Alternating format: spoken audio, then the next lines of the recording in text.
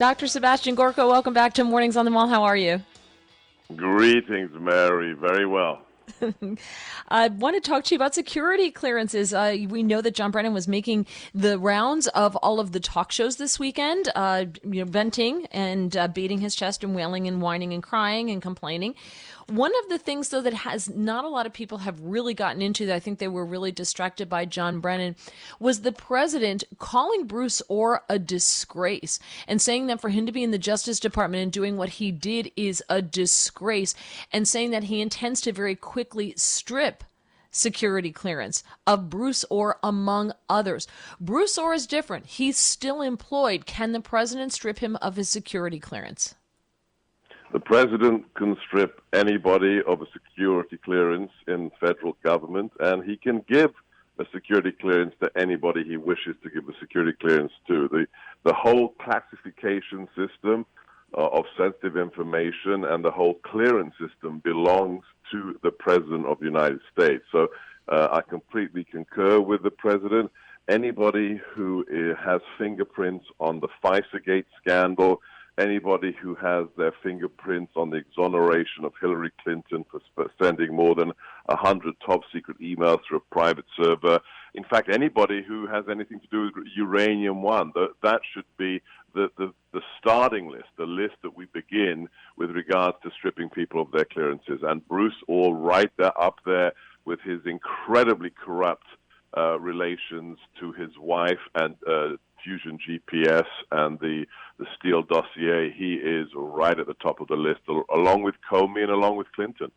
You know, I was staying on John Brennan for a moment. One of the things that really stood out to me this weekend is that James Clapper, the former director of national intelligence, who has been like frickin' frack with John Brennan in terms of just being right there with him on all of the deep state stuff, on all of the things going after the president of the United States, and certainly all of the political commentary in their post-administration jobs going after the president of the United States. Clapper seemed to indicate that he thought that John Brennan's rhetoric has gone too far. What do you make of this sudden difference between Clapper and Brennan on television? He thinks Brennan's rhetoric has gone so far. Okay, so yes. First we have this absurdity that Brennan tells a host on television over the weekend that nothing short of treasonous does not actually mean treasonous. So, number one, Brennan is in a tailspin himself. And secondly, Clapper is calling Brennan's rhetoric over the top. This is the same Clapper who actually said that the president, quote unquote, is an asset of Vladimir Putin. I guess Jim Clapper has some very, very lucrative contracts outside of his TV gigs, and he's worried about his income and his own security clearance. So maybe the rats are jumping off the sinking ship that is the Obama administration's corruption. Let me put a finer point on it. Here, this is Cut 23. This is on the Maddow show on Friday. Brennan making the case that he didn't say that it was treason. Listen to this.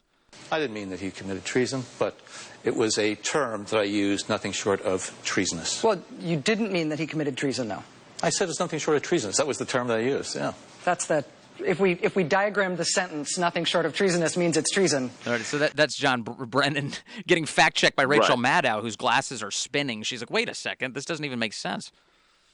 When Rachel Maddow is challenging your lies and you're on the left, you don't have a serious credibility problem. You have no credibility left. This is a man who, let's remind everybody, because it is very important to do so, this is a person who accuses the president of being in the thrall of the Kremlin and Vladimir Putin. At the same time, I don't think the president, Donald Trump, ever voted for the Communist Party, unlike John Brennan did, who actually admitted it. He had voted for the Communist Party before he joined the CIA. This man never should have had a clearance, let alone be made director of the CIA under Obama.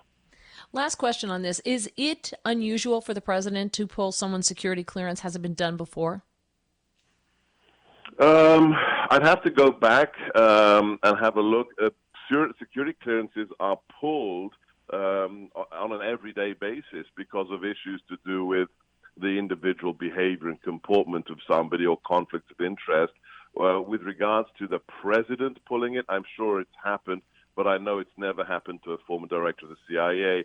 But then again, no former director of the CIA has ever called the president a traitor. So John Brennan shot first, and the president is taking a defensive action to protect the national security interests of the republic. Senator Mark Warner says that he's going to be introducing an amendment this coming week to block the president, quote, from punishing and intimidating his critics by arbitrarily revoking security clearances. Stay tuned. Is that even possible for the United States Senate to intercept the president on this?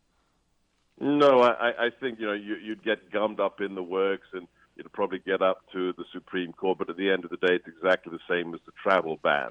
The Supreme Court would reassert the fact that there's only one person who's in charge of all of these things, whether it's deciding who comes across our borders or whether it's who gets the clearance or who doesn't, and it's the chief executive, and that's the president. No, this is an absurd, and the whole argument that this has something to do with First Amendment rights is a non-starter.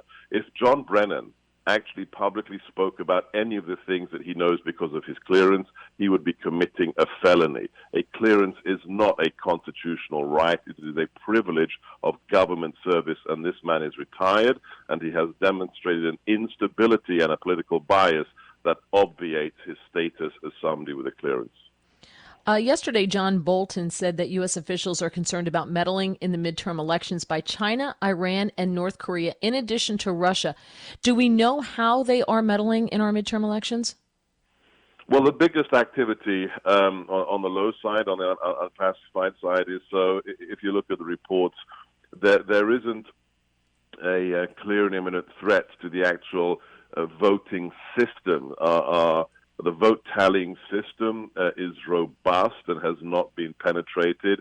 What John is referring to is the misinformation, the use of cutouts, the use of false front organizations to gin up support for one candidate or another. We saw this.